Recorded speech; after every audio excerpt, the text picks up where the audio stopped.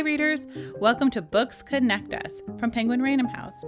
This is a podcast about staying connected with each other and the stories and authors who inspire us.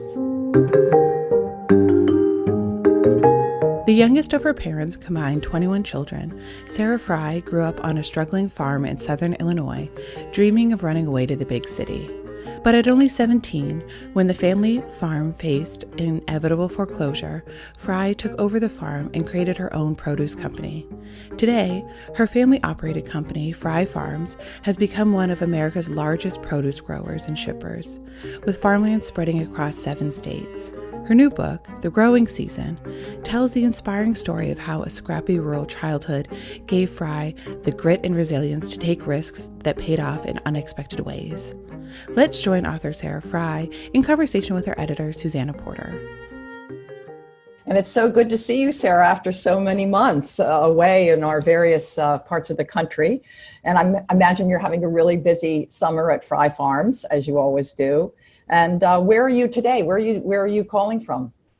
We are having a very busy summer, and I'm actually, ironically enough, I'm on the Hill, and that's where where I started the journey since March when everything went into lockdown, and this is where I've been, and I've had to do some travel to the various farms across the country, but home base is stayed here on the Hill. And ironically, the place that I spent the majority of my life trying to escape is now the escape. I mean, it's truly the escape when we find ourselves in this just crazy time in the world we're living in right now. Yeah. So this is the place it all started, and now it's kind of gone for full circle, right? Oh, it is completely gone full circle. So it's really ironic. I thought, I had this moment walking through the yard the other night at sunset, overlooking the hill and the valleys and the trees. And I thought, my whole life, I wanted to get away from here. And today, this is the safest place in the world. Oh, that's so great. Well, let's backtrack a little bit and start where it all began. So the growing season is an amazing rags to riches story. I know that you grew up in poverty and you started your own fresh produce business at the age of 15 from the back of your family station wagon. And today your company, Frey Farms, sells more pumpkins than any other grower in the United States. At least I believe that's correct. So can you just take us through the basics of this incredible story that you tell us in your memoir and sort of how it began in those early days? Sure. So my memoir really starts with childhood moments and what ultimately shaped me into the woman I would later become. I don't necessarily think about the growing season in terms of it's not, there's some business in it, but primarily it's a book about building a new life. I mean, I grew up in southern Illinois, like you mentioned, in rural poverty. And for a good portion of my life, it was just about survival. And that's not to say that there aren't wonderful moments that I cherished as a child. Growing up here on this farm, we had freedom to roam in nature, and there was also a sense of wonderment to grow up here, where and how I did. But yeah, I mean, there's some really tough parts of the story, and I share those in the book. And, it really kind of takes me through, like I said, this journey of, starting as a young child and what that life was like growing up in this very, very rural, isolated part of the country. And, my journey to ultimately, have the courage to start my own business, grow my business, ultimately buy and save the family farm, and then build a life. Really, it's a lifestyle. I don't feel like I have a career. I don't feel like I have a job. I feel like what I have built with my company and my business and, my home life, my family, my boys, it's really a lifestyle. And so, that's really the journey. And ultimately, the inspiration to save the farm was not necessarily because of the piece of land. It was because of the family. My 4 older brothers had went off to college. So ultimately, I wanted to make sure that we could all come back together and live a life together in closeness that we had lived, growing up, but, minus the tragedy and hardship. Well, that's what I was going to say, because, you remember these family times and your family and your siblings and so forth so fondly. And yet there were some very dark times, and dare I say, like, abuses, not including your parents, but just some really, and I remember your descriptions of some of your meals that were like, pretty tough, pretty basic, and your school days and stuff. So it's knowing this book as I do, to see how it really was a rags to riches. Just you had to really surmount some pretty tough family times, and yet you wanted to go back and share it with your family later on. So why do you see that as a contradiction? I think I just wanted to fix things. I think I wanted to ultimately just create a life that was, still had all of the really, really incredibly good parts and pieces that I had growing up, minus all of the tragedy, minus all of the heartbreak, minus, all of the abuse. And that's kind of what I set out to do. And we grew up so close. I mean, so if you think about, and I know that everyone can relate to this now, because the world is really, we're all living very isolated. And I think readers will be able to relate to my story, because it's a feeling that they have to be feeling. The whole world is feeling right now. And so I was, I grew up just with my, brothers in the house and working here on this farm. And like I said, every day was really just about survival, whether it was, hunting and killing, your own food that you were going to eat that night, or, whatever it was, or how we actually were able to stay warm during the cold winters. So, but there was this bond, there was this family bond that ultimately, as I got older, and although my dreams were to escape this place, as I got older, it was that family bond and that feeling of losing my family, not necessarily losing the farm, but losing my family. And, that's another reason I wrote the book. I hope that ultimately these stories can inspire people to, take a stand. And that's ultimately what I did as a very, very young woman. I was 17 when I looked around this place and had the opportunity to leave, but then ultimately decided, what was important and what I would take a stand for and fight for. Yeah, and you had the guts to do that at such a young age, when I guess your family had been on the verge or in the process of losing the farm for years, right? And you just took matters into your own hands. Yeah, I think when the moment came for me to make the choice for my future, as independent as I was as a teenager, and I was obviously very very much a headstrong teenager. I moved out when I was 15, and I was attending high school and college simultaneously, just trying to do whatever I could possibly do, just scrapping and scraping, trying to figure out how I could get out of this situation. And I knew in a moment that my life really needed to be surrounded by family. And, to this day, it's my close relatives, especially my children now, William and Luke. I mean, they're my lifeline.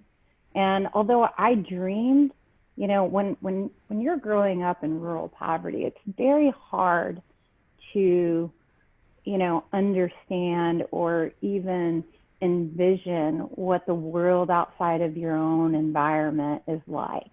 And I think that, throughout the book, I think there are moments when I had some opportunities, whether it was getting the set of encyclopedias from the school or, getting to go on that fresh summer or that fresh melon delivery route in the summers with my mom. I talk about the first time I got to walk around in a grocery store and I was like, oh my gosh, look at all of this food. You don't have to hunt it. You don't have to kill it. You don't have to harvest it. It's like right there. So, for me, I just, if you going back to growing up in rural poverty and seeing what's out there, really the thing that, being able to have hope. And so those moments off of the farm are what gave me hope. And then I had spent nearly, my entire childhood thinking about, how do I get out of here? How do I leave? And I watched, with a great deal of sadness, really, as my older brothers left. They had the same, maybe we had different dreams about what we would become or what we would do, but we were all unified in one vision, and that is we will get off of this hill and we will get out of here, and we will ultimately try to make something more of our lives. And little did I know that in the end, it was sometimes you have to stay behind. That's what I found out, and that was that moment is like sometimes you have to stay behind in order to get ahead. And that's sort of how I felt in that moment as well. So for me, it really boils down to family. And I think the journey in writing The Growing Season, it was a very tough book to write. There were some really hard things that I share, but ultimately it came full circle to me. And it really is a story about the family bonds and survival and overcoming fear. And, I believe it's very rich. And I think that now it's no longer my story. It belongs to the world. I believe The Growing Season, the story now, belongs to the world. And I actually can't think of a better time for this book to come out, given what everyone's going through. And for me personally, I understand the purpose of it now. Yeah, nice. Well said. Well, one of the things that struck me as I read this was how was how brave you were. Like a couple of example or two, like the way you had to challenge some of the older, powerful men in the wholesale produce business as you were trying to get in as a small, beginning customer and a young woman. And then that time that you told Walmart that you could fulfill their melon orders when there was no way you had either enough melons or the trucks to get them there. And you just went for it. And is this just in your nature? You're just a gutsy person, a brave person? Because the average reader, I don't know, I was pretty much in awe of some of the things you managed to pull off. I think I was conditioned at a very early age through many of the experiences that I share in the book to overcome fear and to just really go for it. Whether it was, if you think about the moment in the book when I have to, I have this encounter with this really mean, nasty, and I mean nasty snapping turtle, and it's massive. It's the biggest turtle I've ever seen in my life, the size of a trash can lid. And my father makes me grab the turtle by its tail, and this turtle could have literally taken off half my arm. I was very young. I was like 7 years old. And he makes me throw it, like put it in the truck. That's what he tells me to do. And there's like a real standoff in the book. And I remember that feeling and that sense of, actually, I get the turtle in the truck, and, it's terrifying moment for a small girl. And, but I remember how I felt after I did that and how free I was of the fear that literally paralyzed me when he was telling me to do it. And, you know, I thought, what, you must be kidding. Oh, no, you're not kidding. I have to actually do this. So by the time, I mean, if you think that those are the types of things that I did when I was very small. I mean, the story that the book is filled with moments like that, which are actually quite terrifying. And then some really difficult moments too, you know, like when I had to face the man who had abused me, when I had to look him in the eye after I had told what had happened to me.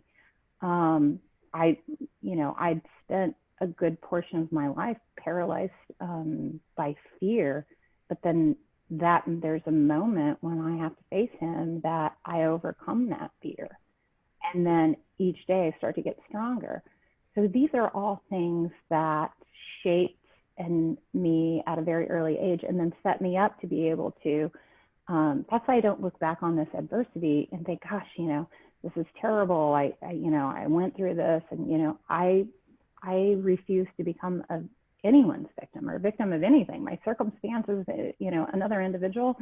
And ultimately those really, no matter how horrific some of the experiences were, it was what I did with that experience, how I learned from it, and then how I applied that to, you know, the future, whether it was being able to, you know, stand up to someone in my industry who, you know, wasn't kind, didn't want to see me succeed in business, rooted for me to fail, or, you know, some of the challenges that I had later in life, and just, you know, the tenacity and the grit to say, you know, I don't care if I'm taking on a giant competitor, or, you know, this particular thing in my life that might seem really, really scary to most people. You know, I was like, no, you know what, I'm going to go after it. And I also think that much of that had to do not in just overcoming the fears that I had as a child. But I mean, if you think, I was raised by 4 older brothers. I mean, I was the youngest of 5 growing up on this hill. So, you know, when I wanted to, like, hey, you know, I kind of like dolls, you know, they're like, no, come out and we're changing an engine block today. Hand me the channel lock. So, you know, it was so much of what I went through as a small child, and even as hard as it was, I really believe that it was the disadvantage that ultimately gave me the advantage as I got older. And I think so many people in this world, if you know, come from situations that ultimately where they're facing, they might not face the exact same challenges that I faced, but, you know, they're facing adversity, or they've lived with adversity. And the question is, you know, how do you take that and how do you turn that into a tool in your war chest? How do you use that for good? And, you know, how do you see past the imperfections in your life and see the higher purpose? So you used it to good effect, for sure. And just, I wanted to ask you, because this is I thought a poignant part of the book, that you now as a successful businesswoman have mentored other people in your company and other women you've met in your travels and so forth.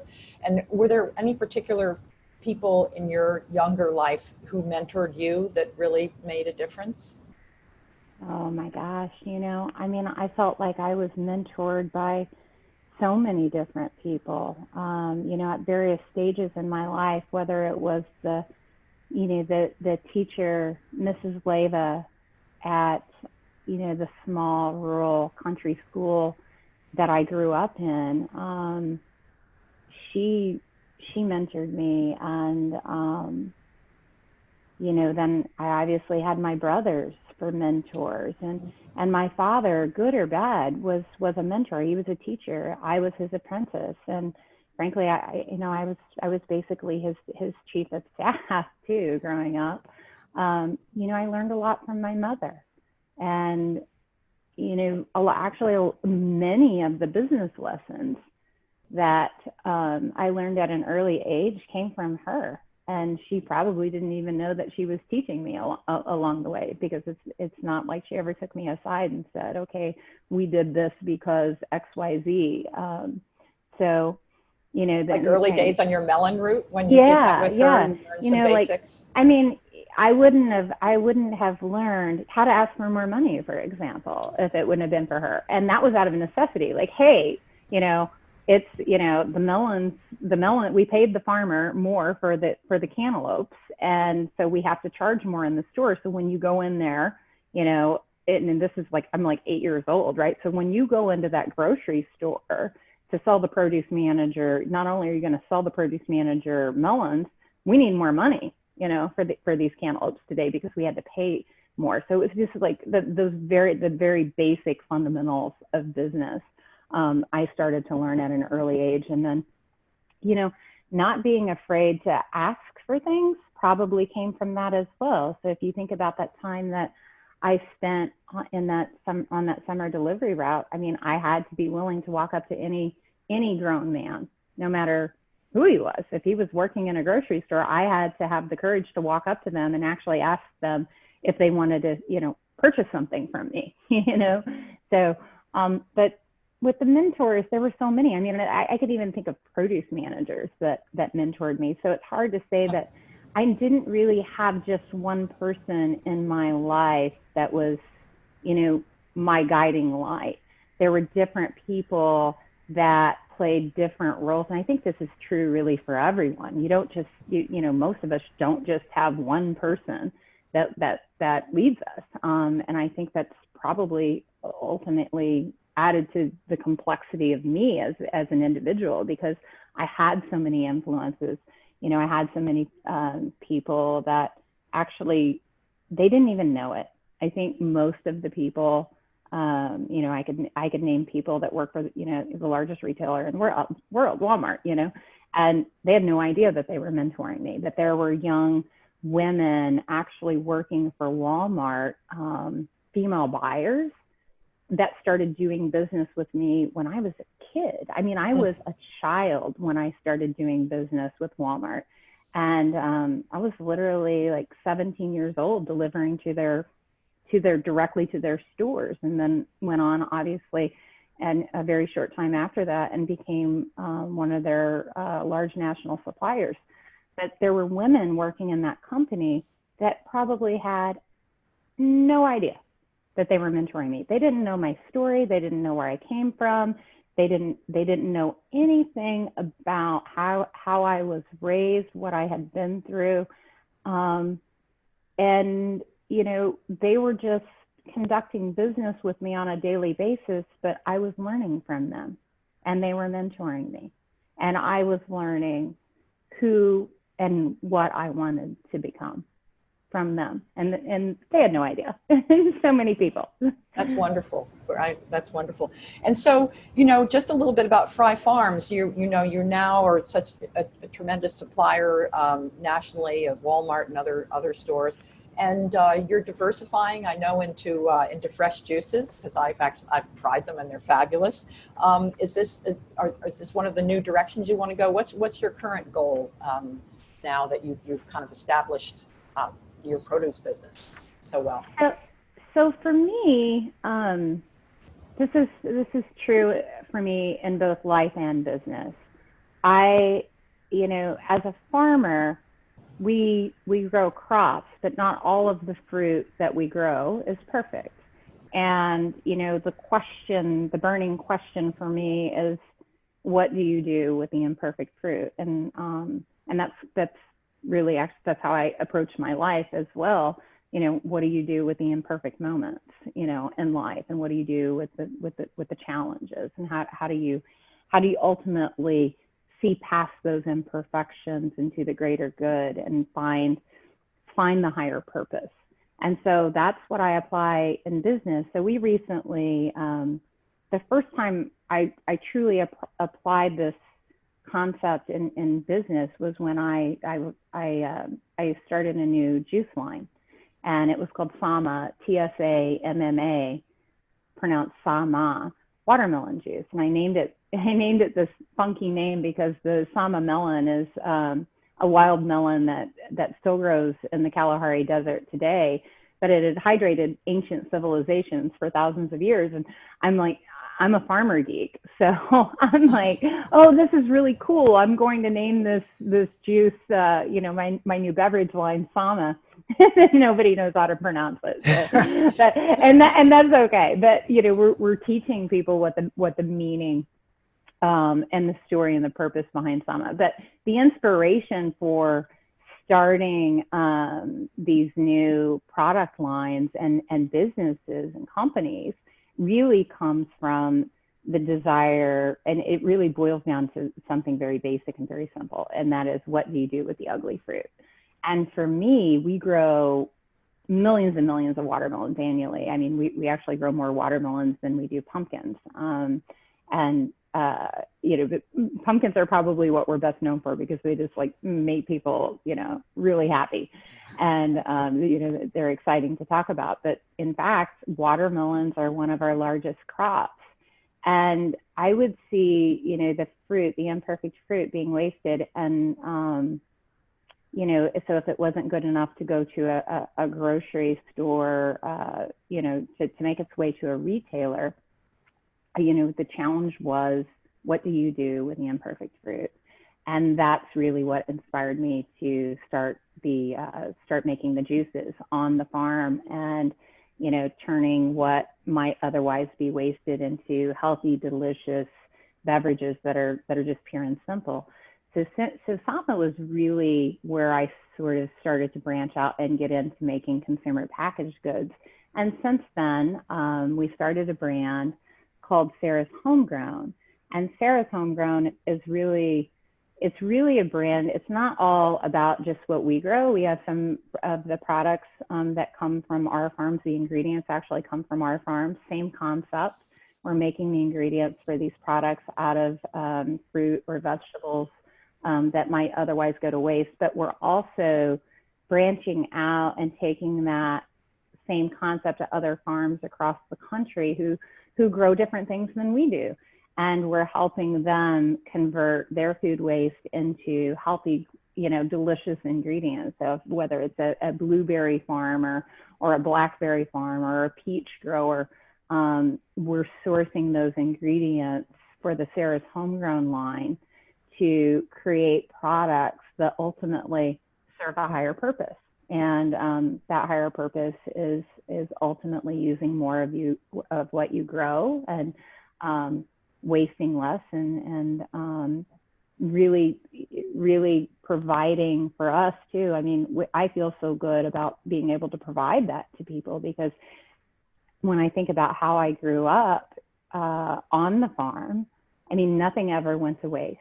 And we used every part and every piece of what we grew or what we harvested, whether it was, picking wild blackberries and ultimately finding a purpose for even the ones that got, smushed or whatever. I mean, we would make jellies, jams, we would make fresh agua frescas out of the blackberries. We would mix it with water, add some sugar, and we would have, incredible drinks. So I draw on those really simple pleasures from my childhood when it comes to the food that we ate, how clean it was. At the time, I will tell you, when I was little, I thought, why can't we go buy a box of cereal like everybody else? When I saw it in the grocery stores. Right. Exactly. Right. But, that life, the kind of diet that I had growing up is really a coveted diet now, fresh, local, in season.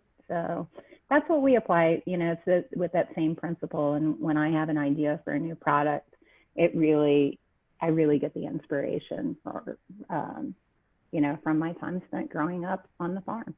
Wonderful. That's wonderful. The sustainability of that whole new line is just so great. Such a good direction to be going to these days.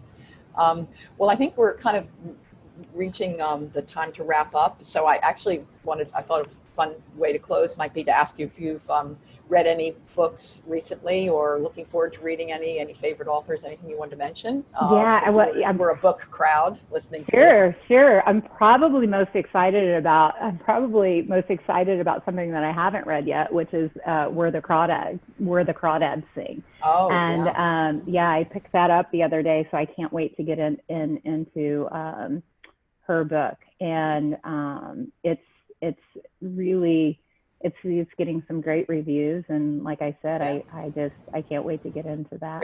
Great summertime read. So yes. Yeah, exactly. Well, Sarah, thanks so much. It's been so great talking today and seeing you at least visually. Yeah, and sometime we'll see each other again in person. Looking forward to the day. Yes, so am I. You have a great day, Susanna. Okay, take care, Sarah. Bye-bye. All right, bye-bye.